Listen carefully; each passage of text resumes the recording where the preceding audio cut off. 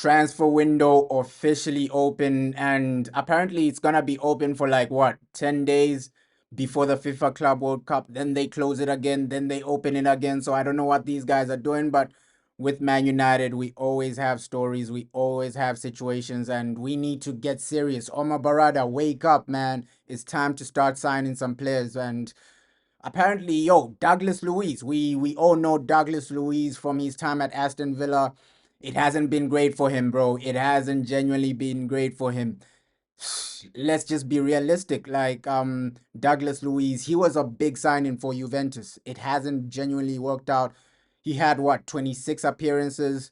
Of course, Douglas Luiz, he's not the type of midfielder you purely judge on goals and assists, but zero GA. And it genuinely didn't work out. Injuries, this and that. Apparently, he's been offered to Manchester United. Would people genuinely take this man at Manchester United? He's a good player, no doubt about it, right? Of course, it might be a risk, right? Let's see. But Douglas Luiz, I still believe he's better than some of the midfielders we have. Technically, I think he's better than Ogate technically, and Kobe Maino, he's better at passing than Kobe Maino. So Douglas Luiz, he did his thing in the Premier League. So let's see if they offered us Douglas Luiz on a cheap, and the fee is not even that much. It's not even that much for Douglas Luiz.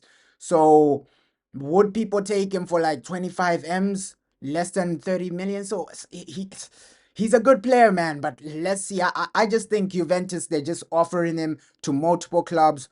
So with this Douglas Luiz situation, we still have to take it with a pinch of salt, man. Take it with a pinch of salt. They're offering him to a lot of clubs. Obviously, I think he doesn't like the situation at Juventus, right? It's become toxic, and now he wants to leave. So let's see what happens with Douglas Luiz. But I think he's just being offered to multiple clubs by his agent. I think there's nothing to this.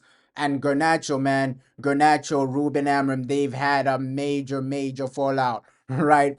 This fallout has been disastrous, man. It has been disastrous because, of course, he was playing in the postseason matches. But you can see press conferences when they're asking the manager about Garnacho. It's either he's laughing or this or that, and behind the scenes, they're literally poking holes at each other, right? So Garnacho, Ruben Amorim, I think that relationship might be over, and apparently, if he does leave, it might be just a situation of Chelsea. He wants Chelsea the most. He'll probably do what Jadon Sancho did. Okay, go to Chelsea. Obviously, Garnacho, he's the type of player that still wants to play in the Premier League. I don't think, of course, Napoli, he would take the deal, but I think he wants to stay in the Premier League. I think he loves the Premier League. And I genuinely think this is not factual, right? This is just what I'm thinking. I'm thinking, hey, he would rather stay in the Premier League than go to Serie A. Serie A, of course, is a top level league, but of course, Garnacho, he wants to keep that rhythm in the Premier League. Obviously, he wants that rhythm in the Premier League, and let's see what happens. And another player for Manchester United, man, Antony, the GOAT, he's been doing his thing in La Liga, man. He's been doing his thing in La Liga.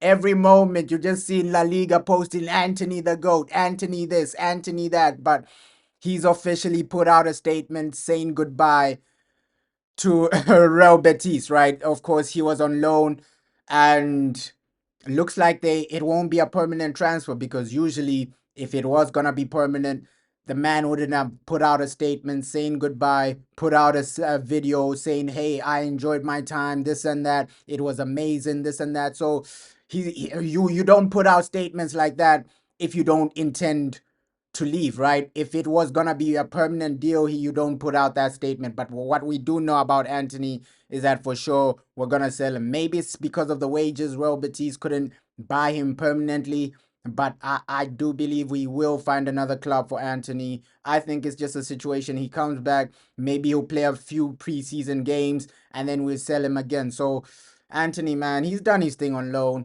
and with United, just you gotta be fast in this transfer window, man. We need a big window, we need a massive window, and we need to deliver, man. Deliver in the transfers. Whether you're selling players or whoever you're bringing in. But United, we want our situation to improve, man.